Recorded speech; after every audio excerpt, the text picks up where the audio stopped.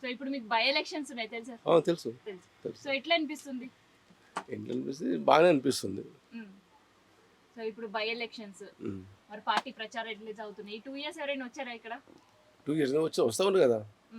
ఎవరు వస్తారంటారు మీరు? పార్టీ ప్రచారాలు ఇప్పుడు చేస్తున్నారు. చేస్తారు, బాగానే చేస్తారు. సో మాగంటి గోపీనాథ్ గారు డెవలప్మెంట్ ఎట్లా ఉంది? బాగానే ఉంది ఇక్కడ ఉన్నప్పుడు. బాగానే ఉంది.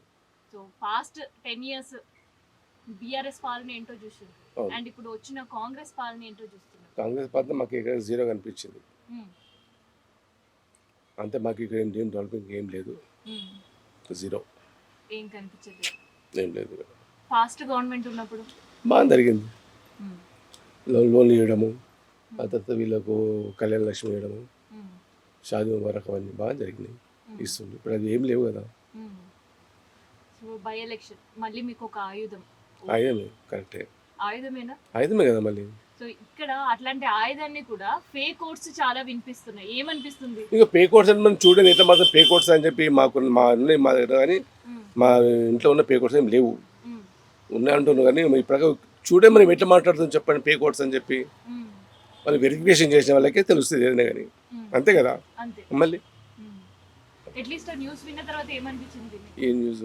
ఇప్పుడు ఇక్కడ అంటే ఒక చిన్న కాన్స్టిట్యున్సీలో కూడా ఒకే ఇంటి పైన 150 ఓట్లు ఉన్నాయని, ఒకే ఇంటి పైన 48 ఓట్లు ఉన్నాయని ఈ కాన్స్టిట్యున్సీలో అంటే బోర్బండలో కావచ్చు, కార్మిక్ నగర్ లో కావచ్చు. ఇద్దరు గురించి మాకు తెలియదు కానీ మా ఇంటి విషయం చెప్తాను. మా ఇంట్లో మాత్రం 45 ఓట్స్ ఉన్నాయి మా ఇంట్లో మాత్రం.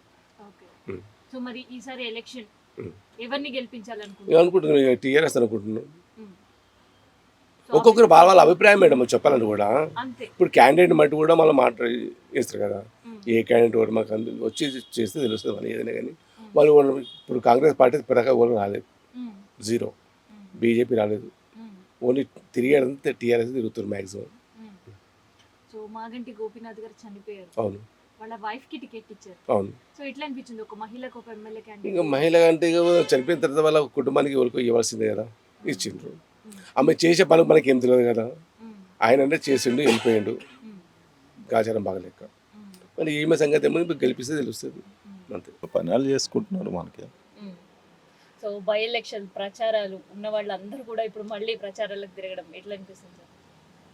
ప్రచారం కంపల్సరీ అండి. ఇప్పుడు ఎలక్షన్స్ వచ్చినాయి కాబట్టి ప్రచారం చేస్తున్నారు. ఇప్పుడు చేయరు కదా. అంతే, వాళ్ళ పనులు చేస్తున్నారు అందులో ఉండేవాళ్ళు. ఇప్పుడు మేము కానీ ఈయన కానీ పోము కదా, మా పనులు మేము చేసుకుంటాం అట్లా. సో ఇప్పుడు ప్రధానంగా ఇక్కడ ఉండే కాన్స్టిట్యున్సీలో 2 పార్టీల పైనే పోటీ జరుగుతుంది అనిపిస్తుంది. రెండా? ఏవి? అటు బీఆర్ఎస్ కావచ్చు, లేదంటే ఇటు కాంగ్రెస్ కావచ్చు. సో మీకేమనిపిస్తుందండి? మనకేముంటుందండి, మనం దాంట్లో ఉండేవాళ్ళం కాదు కదా. మనకి అదైనా ఇదైనా ఒకటే. ఏదైనా మనకేం దాని గురించి నా ఉద్దేశం అయితే మా పని మేము చేసుకుంటేనే మాకు వస్తుంది. వాళ్ళ వల్ల మనకు వచ్చేది లేదు, ఏం లేదు. ఇప్పుడు గవర్నమెంట్లు అంటే రోడ్లు అవి వాళ్ళు పాజిబుల్ని బట్టి చేస్తూ ఉంటారు, పోతూ ఉంటే చేస్తూ ఉంటారు. ఒకసారి వేసింది ఎల్లకాలం ఉండదు కదా. 10 ఇయర్స్లో వాళ్ళు చేశారు, పోతే మళ్ళీ వచ్చిన వాళ్ళు చేస్తారు కదా, అంతే. సో ఇప్పుడు మీకు బై ఎలక్షన్స్. అవునండి. ఎట్లా అనిపిస్తుంది అసలు బై ఎలక్షన్స్ అనేది? అంటే క్యాండిడేట్స్ కి ఇచ్చారనిపిస్తుందా పార్టీల నుంచి? మేము అదే మాట్లాడుకుంటున్నాం. ఇప్పుడు నవీన్ యాదవ్ గురించి మాట్లాడుకుంటున్నాం, సునీత మేడం గురించి మాట్లాడుకుంటున్నాం. అంతలో మీరు వచ్చారు అంతే. ఎవరు వస్తారు ఏంటి అనేది కొంచెం టఫ్గా ఉంటుంది, చెప్పలేము ఎవరు వస్తారు ఏంటి అనేది. అది ఎందుకంటే ఇప్పుడు బీఆర్ఎస్ గురించి ఏంటంటే మాగంటి గోపీనాథ్ గారు చనిపోయారు కాబట్టి సానుభూతి ఓట్లు పడతాయేమో అని మేము అనుకుంటున్నాం. అది డెవలప్మెంట్ ఆల్రెడీ ఉంది, చేశారులేండి.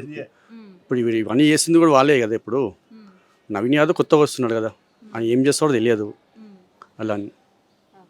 So BRS government development use చేస్తారా, లేదంటే ఇప్పుడు కాంగ్రెస్ ని నవీన్ యాదవ్ ని యూస్ చేసేటట్టుందా ఓట్లు?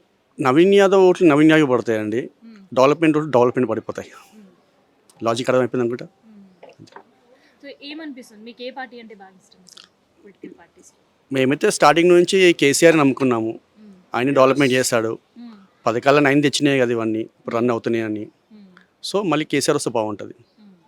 అది సో హామీ ఇచ్చిన పథకాలు అందలేవని ఇంకా పబ్లిక్ మాట్లాడుకునే పరిస్థితి ఏమనిపిస్తుంది అసలు?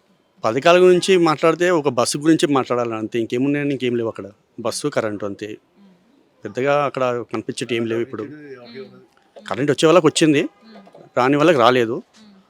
ప్లస్ బస్ అయితే లేడీస్కి ఫ్రీ ఉంది ఇప్పుడు, అందులో కూడా కొట్టుకు వస్తున్నారు. మా వాళ్ళకి అసలు సీట్లు ఉండవు, మేము ఎక్కితే అన్ని వాళ్ళే ఆక్యుపై చేస్తున్నారు. రేట్లు కూడా పెంచినట్టున్నారు. మొన్న రీసెంట్ రేట్లు పెంచారు మళ్ళీ, ఈ థర్డ్ టైం మేము అనుకుంటా పెంచడం కూడా. సో మళ్ళీ కేసీఆర్ సార్ వస్తేనే బాగుంటుంది అనేది మీ ఒపీనియన్. రావాలి. ఇప్పుడు కేసీఆర్ సార్ కూడా ఇక్కడికి వచ్చి క్యాన్వాసింగ్ చేస్తే ఇంక బాగుంటుంది. ఇంకా అయితే నడుస్తుంది, చర్చలు నడుస్తున్నాయంట. కేటీఆర్ గారు, హరీశ్రావు గారు వెళ్ళారంట ఫామ్ హౌస్కి. ఆయన వచ్చి ప్రచారం చేస్తే కనుక వన్ షాట్ పడిపోతాయండి. కామన్ పర్సన్గా కేసీఆర్ గారి పైన ఉండే అభిమానంగా మీకు ఏమనిపిస్తుంది? ఆయన వస్తే బాగుంది అనిపిస్తుందా కేసీఆర్ గారి ప్రచారానికి? ఆయన వస్తే ఆల్మోస్ట్ గెలిచిపోయినట్టు. ఇంకా ఆయన వస్తే గెలిచిపోయినట్టే. కేసీఆర్ గారు మాణిక్యం సో మాణిక్యం. సో మీ ఏరియా డెవలప్మెంట్ ఎట్లా ఉంది? ఏరియా డెవలప్మెంట్ గోపీనాథే చేశాడు. మేము వచ్చినాక అంత మాత్రం అన్నీ మామూలుగానే ఈ తారు రోడ్లు బొక్కలు పడిపోయి ఉండేవి. ఇప్పుడు వచ్చినాక బాగానే ఉన్నాయి. సో ఇప్పుడు ఆయన లేకపోవడం, ఆయన లేకపోవడం వల్ల సానుభూతి, ఆయన సానుభూతి ఓట్లు కూడా బీఆర్ఎస్గా పడతాయి.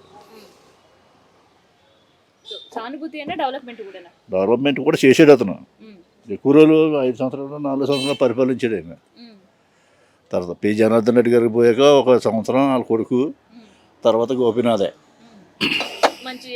మంచిగా చేసింది. మరి ఈసారి మళ్ళీ బై ఎలక్షన్స్ ఇప్పుడు కూడా ఆయనకే ఒక 80% ఓట్లు ఆయనకే పడతాయి గోపీనాథ్ గారికి. గోపీనాథ్కి. సో గోపీనాథ్ చూస్ చేస్తారా లేదంటే బీఆర్ఎస్ ని యూస్ చేస్తారా? అసలు ఎవరికి వేస్తారు? గోపీనాథ్ కూడా చనిపోతాము, ఆవిడ సానుభూతి పనులు చేశారు కాబట్టి ఆయనకే పడతాయి.